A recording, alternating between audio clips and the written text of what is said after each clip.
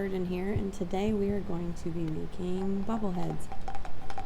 So I just thought this would be a fun project to kind of start out with, and bobble heads are really fun because they're kind of like a three-dimensional caricature. So if you've ever seen caricatures at the fair, they're an exaggerated likeness of a person. So they're just a little bit fun, kind of like a cartoon character on steroids.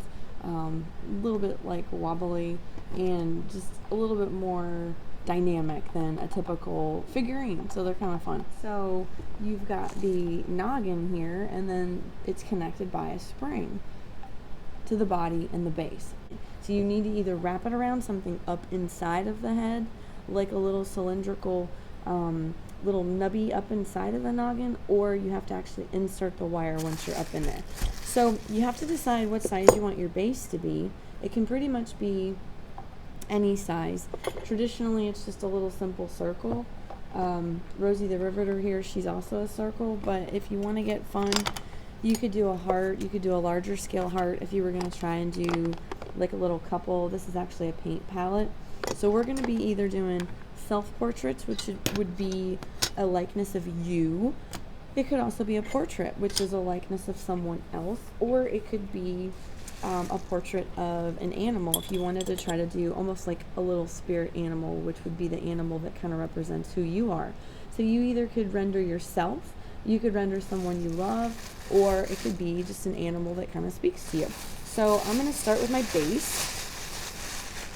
And if you start with a piece of clay that looks like it's kind of been recycled, you just need to wedge it up a little bit to make sure you get rid of all the air bubbles, because air bubbles are really bad for your clay. Now this piece looks like somebody had rolled it out into a slab and then abandoned it, so I'm going to use that for my base. But this clay here, I think I'll roll this up and then wedge it for my body. So wedging is a pushing, twisting, spiraling motion, and basically it's almost like a reverse tornado. So a tornado kind of sucks everything up. Wedging kind of pushes the air out. You should see almost like an ice cream cone type shape, but it's called a ram's head spiral. You'll actually see the spiral form. So I'm going to stand up to do this.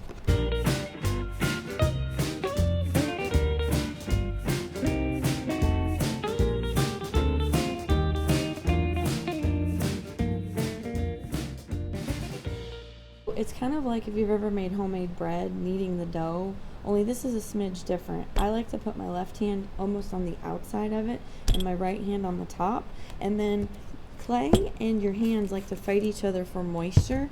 Instead of spraying the clay, I like to spray my hands and kind of feed the clay the moisture. So you kind of can see the cone start to form at the end of it because I'm pushing and twisting.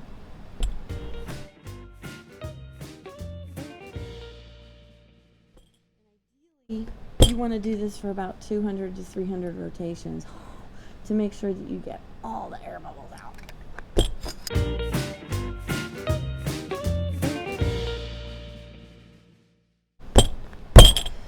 We'll say that's 200.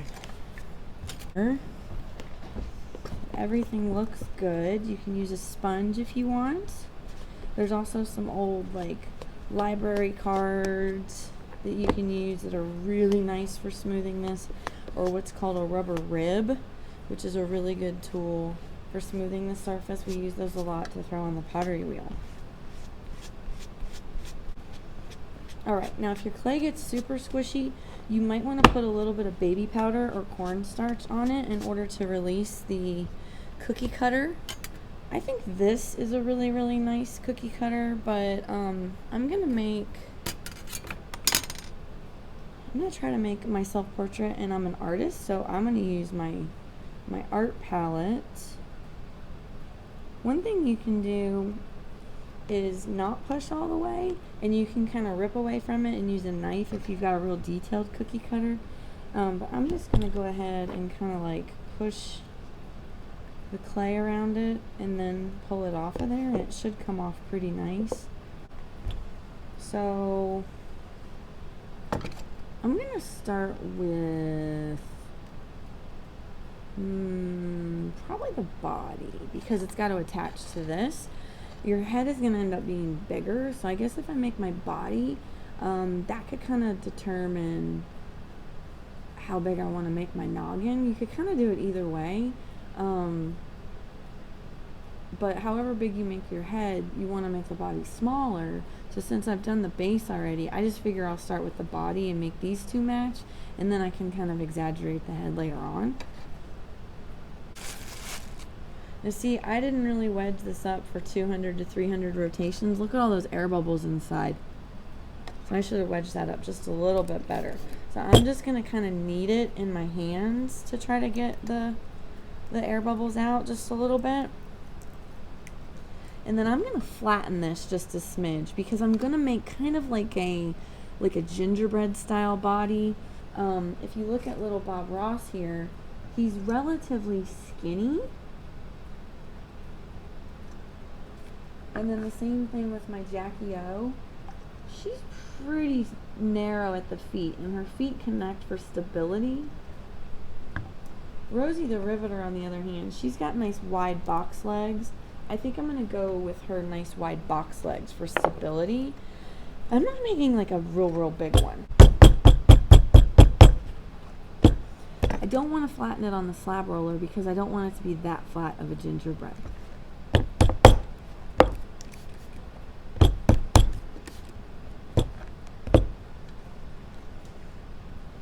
Slab roller would make it about half that, and I don't want it to be. I can do the pizza pie trick, kind of flatten it just a little bit.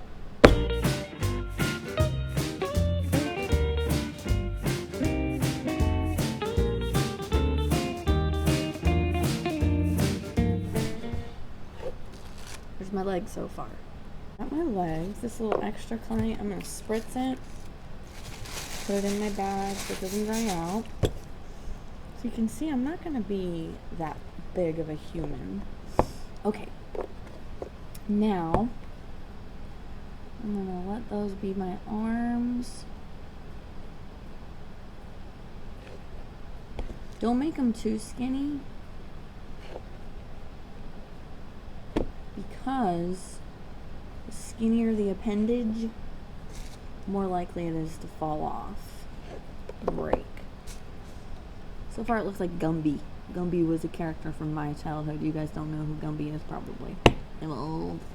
So this is not the head of my bobblehead. This is actually her neck. If you can envision that, that's her neck. So I am going to be connecting her to the art palette base. You have to do this next part. If you don't do this next part, it will fall off. I promise you. Couple different tools here. These are scoring tools. This one looks like a toothbrush that got left out and totally abandoned. You'd need an updated tetanus shot to brush your teeth with this toothbrush. This one here is my favorite little scoring tool for teeny tiny little itty bitty things. Love it. Have to have it. This little guy, great for bigger jobs. So since I've got something that may be a little bit larger, I'm probably going to use the big boy. Big boy. This is my vinegar slip. It is super ripe. Oh, I love it. Kind of dip that in there. I didn't really get a lot of the gunk. I just got the oh yeah, the vinegar. Good stuff. All right, dip that in there. And I'm going to scratch my little Gumby person's feet. And when I mean scratch it, I mean scratch it. This is called scoring your clay. So score it up. Don't be stingy. Scratch, scratch, scratch. When I taught elementary school, I would say scratch and attach. I mean really muck it up. Just get it. Alright, and then we're going to do the same thing where we're going to go over here. I call this God's glue. This is nature's glue right here. This is what's going to really help this stay together, okay? Don't be stingy. If you really want to, you can dig down in the mucky muck. Get some of that. Oh yeah, get it. Get. Alright. And then stick it on there. Okay. Now you can take your little paintbrush, dip it in just a little bit of the vinegar slip and smooth around, and my little Gumby person should be stuck. Now, if you have a problem with your little people sticking, you might have made your legs too skinny. You can take a little coil of clay, a little rope-like, snake-like piece of clay, and you can kind of wrap it around the base of your feet. One thing I didn't do yet was make my feet, right? My feet don't just go to the ground like that. They actually go out in front of me. So I'm going to take 2 little balls of clay, and I'm going to attach them for the front of my feet. Okay, so the best way to make symmetrical things is to start with one, a little bit bigger than you think you need it. Sprayed it, and I'm going to ball it up. And then I'm going to cut it in half, and I have 2 equal pieces. So ball it up. Nice little ball. Cut it in half. Now I have 2 equal pieces. Now whatever you do to one, you're going to do to the other. So these would be like big old clown shoes. So I probably don't need that much. So since I already have half a ball, I'm going to go ahead and cut it in half again. If it were to have gotten like asymmetrical and all wacky, I could have gone ahead and rolled it out again. I think this will be good though. Whatever you do to one, do to the other.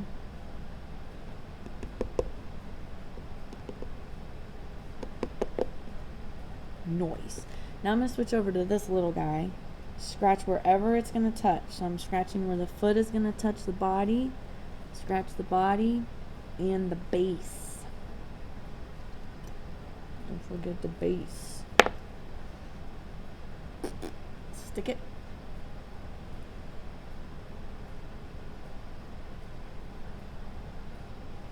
Okay, same with the other one. Don't cheat, it will fall off. Alright. Okay, so right now I have a really just totally crude, sloppy little person. Alright. Now what I get to do is start doing the sculpting. So I'm going to use a variety of tools to start kind of smushing my clay around.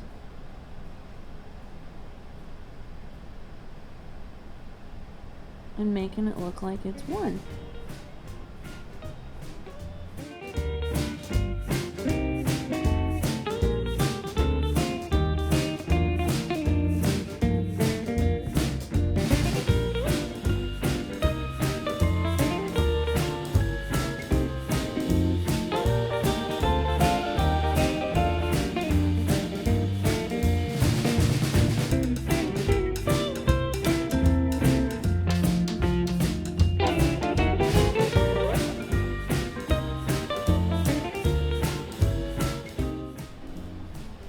So when you're working with clay, you have what's called the additive process when you're adding clay, and then you have the subtractive process if you're taking away clay.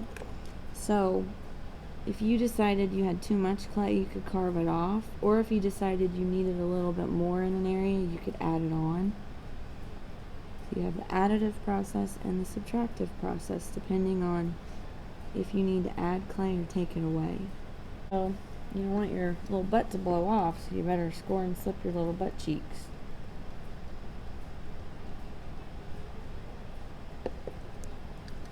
Scratch, scratch, scratch.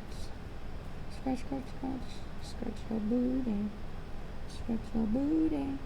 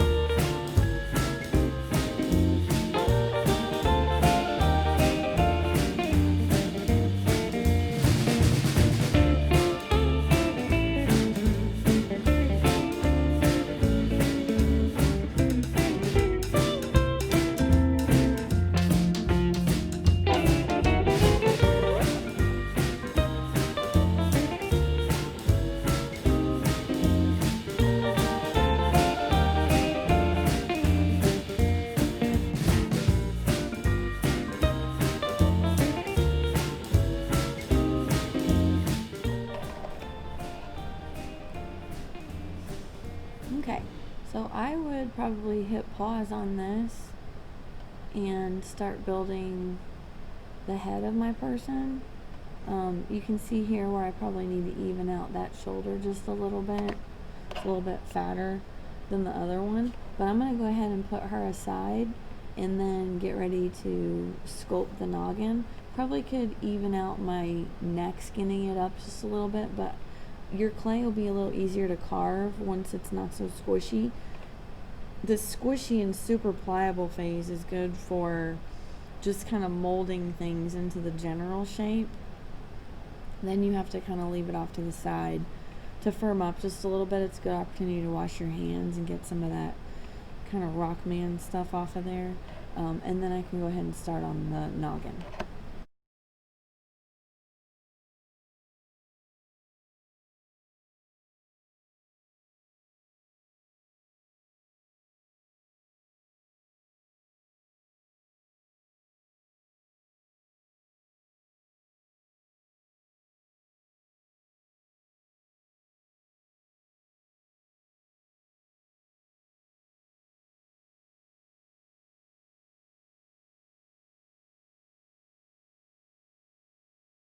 Okay, so in order to connect the body of your bobblehead to the noggin of your bobblehead, you're going to have a wire spring. So we're going to coil the spring around this part of the neck, but we have to have something to connect it to. So I'm going to basically make a little faux neck piece that's going to connect on the inside, and I have to make sure that I score and slip it, or it will fall off.